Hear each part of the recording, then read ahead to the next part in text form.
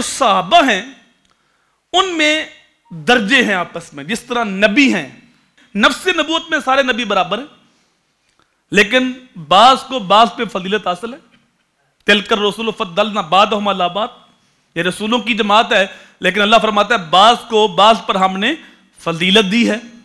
کوئی فلک تے رہ یار گیا، کوئی جا سدرا تے ہار گیا، کوئی کالیاں زلفاں والا تھی جیڑا عرش تو می لنگ پار گیا۔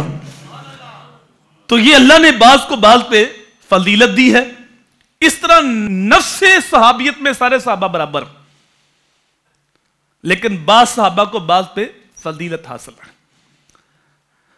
سارے صحابہ میں وہ صحابہ جنہوں نے حدیبیہ کے مقام پہ میرے نبی کے ہاتھ پہ بیعت کی، وہ صحابہ افضل، اور پھر ان صحابہ میں 313 بدر والے افضل، اور 313 صحابہ میں وہ 10 صحابہ جن کو میرے نبی نے جنت کی ضمانت دی، وہ افضل۔ اللہ اکبر۔ اور ان 10 صحابہ میں حضور کے 4 یار افضل، اور چاروں یاروں میں پہلا یار صدیق افضل۔ سارے یار نبی دے سونے پر کوئی نہیں انہاں چاراں ورگا، نہ کوئی ہویا نہ کوئی ہو سی انہاں جان نثاراں ورگا، نہ کسے دھرتی پیدا کیتا انہاں چماں یاراں ورگا، آدم شان صدیق کی دساں اکو یار ہزاراں ورگا، آدم شان صدیق کی دساں اکو یار ہزاراں ورگا۔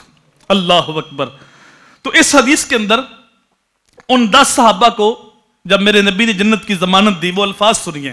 قال ابو بکر فی الجنہ، میرے حضور نے فرمایا ابو بکر تو جنتی ہیں، وعمر فی الجنہ، اے عمر تو بھی جنتی ہیں، وعثمان فی الجنہ، اے عثمان تو بھی جنتی ہے، وعلی فی الجنہ، اے علی تو بھی جنتی ہے، وطلحہ فی الجنہ، اے طلحہ تو بھی جنتی ہے، وزبیر فی الجنہ، اے زبیر تو بھی جنتی ہے، وعبد الرحمن فی الجنہ، اے عبد الرحمن بن عوف تو بھی جنتی ہے، وسعد فی الجنہ، اے سعد تو بھی جنتی ہے، وسعید فی الجنہ، اے سعید تو بھی جنتی ہے، وابو عبیدہ فی الجنہ، ابو عبیدہ تو بھی جنتی ہے۔ 10 صحابہ کا میرے نبی نے نام لیا اور اس زمین پہ بیٹھے ہی جنت کی ٹکٹیں عطا فرماتی۔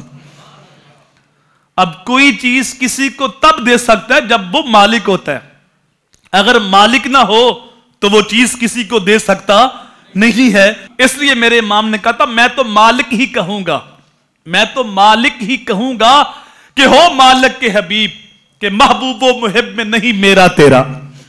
تو جب حضور صلی اللہ علیہ وآلہ وسلم جنت کی ٹکٹیں عطا فرما رہے ہیں، جنت کی سندیں دے رہے ہیں، تو حضور صلی اللہ علیہ وآلہ وسلم مالک ہیں تبھی تو دے رہے ہیں۔